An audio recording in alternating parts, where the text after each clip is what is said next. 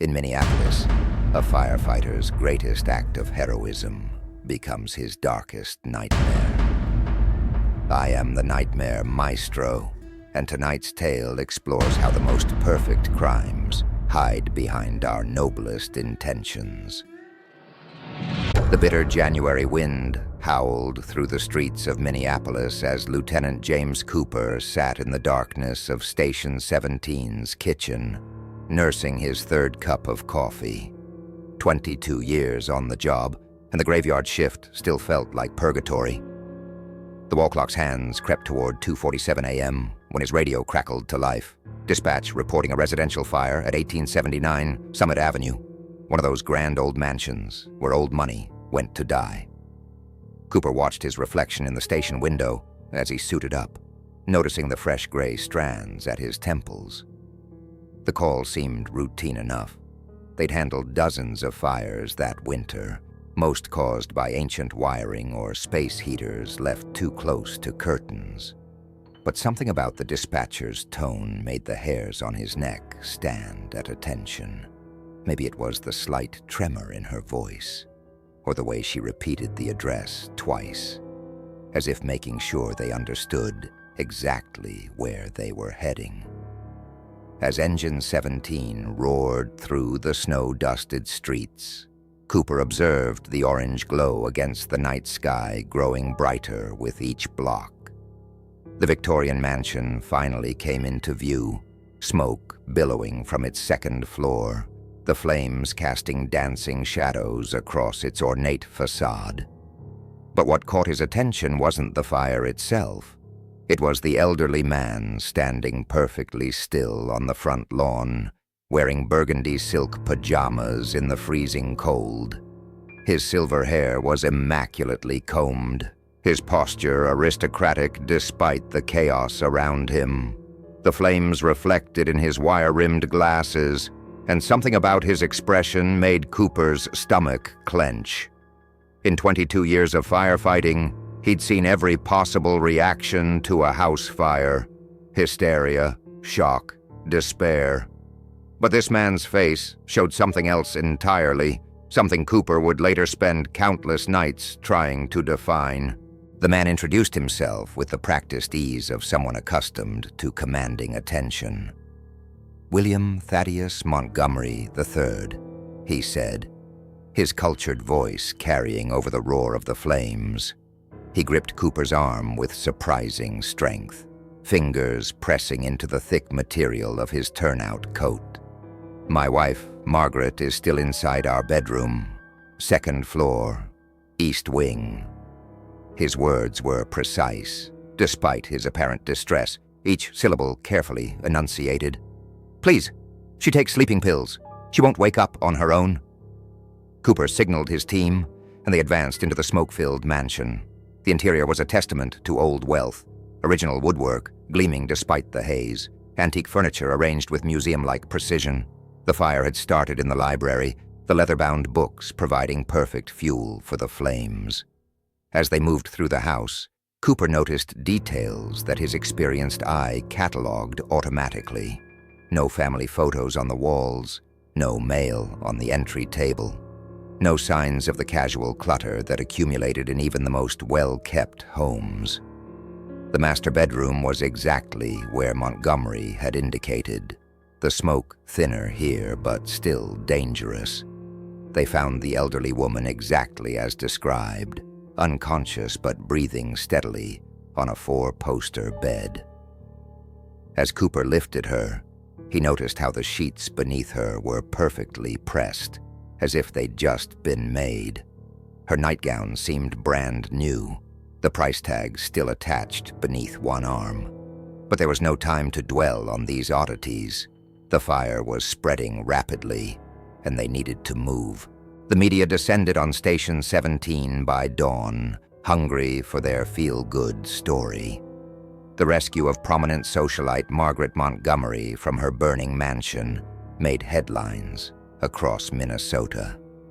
Mr. Montgomery gave interviews praising the firefighter's bravery, his grief over the damaged family home seemingly genuine.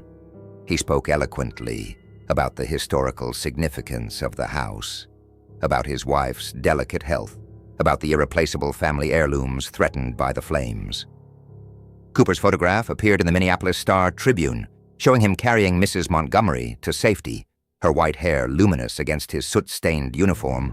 But during the standard investigation, small inconsistencies began emerging like cracks in a perfectly painted facade. The fire inspector found no family photos anywhere in the house. The kitchen cabinets were empty, not even a single teacup left behind. The closets contained clothes with price tags still attached, arranged by color and size like a department store display. When Cooper mentioned these oddities to his chief, he was told to focus on the positive publicity for the department. "Some rich folks are just eccentric," the chief said with a shrug. "Let's not look a gift horse in the mouth." Yet Cooper couldn't shake the feeling that something was fundamentally wrong. He kept returning to the moment he'd first seen Montgomery on the lawn, trying to identify what had seemed so off about the man's expression. It wasn't until later that he realized what it was: anticipation. After the fire, Cooper found sleep impossible, haunted by fragments of that night that didn't quite fit.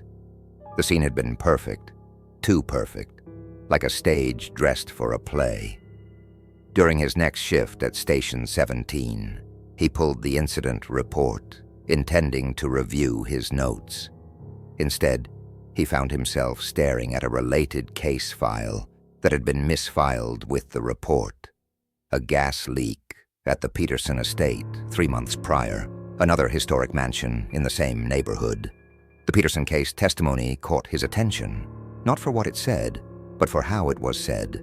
The witness, a passing dog walker, had used the same oddly formal language as Montgomery, the same precise way of directing emergency responders' attention. Even the handwriting on the statement shared that same cultured slant. In the records room, Cooper discovered more. A series of emergency calls at wealthy properties across Minneapolis, each involving elderly residents, each during the graveyard shift. But it was a small article from 2 years ago that made his hands shake. Montgomery Estate in legal battle. The piece detailed Margaret Montgomery's court-appointed guardian filing complaints about unauthorized access attempts to her accounts. The suspected fraudster's description was maddeningly familiar. When Cooper arrived at Peaceful Pines nursing home for a routine inspection, he wasn't expecting answers. But as he checked the sprinkler systems, a nurse wheeling Margaret Montgomery past him shattered everything he thought he knew about that night. Her vacant eyes and frail form told a story completely at odds with the woman he'd carried from the fire. The nurse mentioned she'd been a resident for years, never receiving visitors, except for a maintenance worker who'd shown unusual interest in her case. Cooper called in a favor from an old friend in digital forensics, asking her to analyze security footage from the estate fire. They sat in her dimly lit office, watching the footage frame by frame. Something about the way Montgomery moved caught her attention, a distinctive gait analysis pattern that she'd seen before. "Wait," she said, pulling up footage from other emergency scenes. "Look at these 3 different people." She highlighted figures in the background: a paramedic at the Peterson scene, a building inspector at the Larson residence, a concerned neighbor at the Whitman fire. Each appeared completely different at first glance, but when she overlaid their movement patterns, they matched perfectly. Cooper's investigation took him to the city archives, where building plans for the historic mansions revealed a pattern of his own. Each targeted property had been designed by the same architectural firm in the 1920s, with similar layouts and, more importantly, similar blind spots in their modern security systems. Someone had done their homework, studying not just emergency procedures, but the buildings themselves.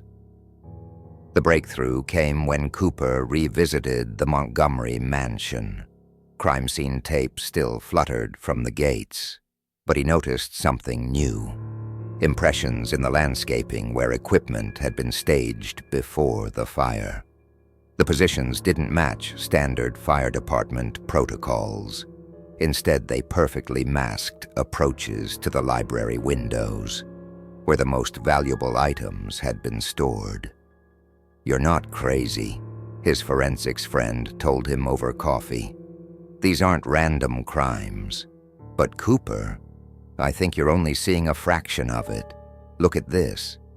She showed him a database of emergency calls across 3 states. Hundreds of incidents, each seemingly unrelated, until you looked at the witness statements. The same phrases appeared over and over like lines from a script written by someone who knew exactly how emergency services would respond. Cooper began noticing things during routine calls that he'd missed before. How certain bystanders positioned themselves at precise angles to security cameras. How they used natural social behaviors to direct attention exactly where they wanted it. He started keeping a journal, documenting patterns that seemed to repeat across unrelated incidents. During a high-rise evacuation, he caught a glimpse of someone who moved with Montgomery's distinctive grace, but wearing a different face. By the time Cooper reached the stairwell, the figure had vanished. But in the building's security office, he found something that chilled him. A maintenance request form signed the day before, the handwriting matching his collected samples. The storage facility manager recognized the maintenance worker description immediately. "Oh yeah, the guy from Abbott Northwestern. Real professional type." The lock on the unit had been changed recently, but Cooper's warrant gave them access. Inside, they found evidence of a meticulously planned operation, but not what they expected. Instead of stolen goods, they discovered studies of human behavior, notes on how different emergency services responded to crises, detailed observations of reaction times, protocols, and psychological patterns.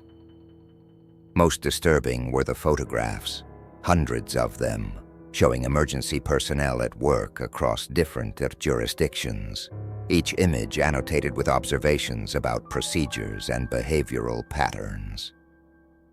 Cooper found himself in several photos, taken years apart. The most recent was from last week. The pieces all fit together, forming a picture more terrifying than a simple series of burglaries. Cooper's investigation had revealed something far worse. Someone had turned emergency response itself into a weapon, using the very protocols designed to save lives as tools for deception. But every time they got close, the evidence seemed to shift like smoke. Security footage would show compression artifacts at crucial moments. Witnesses would contradict their previous statements. Paper trails would dead-end in ways that seemed almost deliberately designed to frustrate investigation. 2 months after the Montgomery fire, Cooper responded to another call that felt hauntingly familiar. As he helped evacuate a burning apartment building, he noticed an elderly resident giving a statement to police. The man's mannerisms triggered every warning bell Cooper had developed. But when he turned to point him out to his captain, the man had vanished. Later that night, reviewing his case notes, Cooper found a card slipped into his jacket pocket. The handwriting was cultured, precise. Some fires illuminate, others obscure. The best do both. Today, Cooper approaches every emergency with a gnawing uncertainty. He sees shadows of his mystery man in too many faces, hints of that practiced grace in too many movements. The real horror isn't just the possibility that Montgomery is still out there. It's the growing suspicion that he's not alone. That somewhere out there, others are learning his methods, studying emergency responses, perfecting their own performances. In his darker moments, Cooper wonders if he's become part of something larger than a series of clever crimes. If every attempt to expose the truth has been anticipated, calculated, factored into an equation he's only beginning to glimpse. Perhaps that's the true, perfect alibi, not just deceiving emergency services, but using their very investigation to conceal something even darker. If you've ever been helped by emergency services, take a moment to scan your memories. Were all the faces what they seemed? All the witnesses who they claimed to be? Don't forget to subscribe for more chilling tales from the Nightmare Maestro. But before you go, share your thoughts in the comments below. Have you ever encountered someone who seemed too perfectly prepared for a crisis? Someone whose calm felt rehearsed rather than natural? And if this story chilled you as much as it did me, share it with others who know that the most terrifying tales are the ones that blur the line between fiction and reality.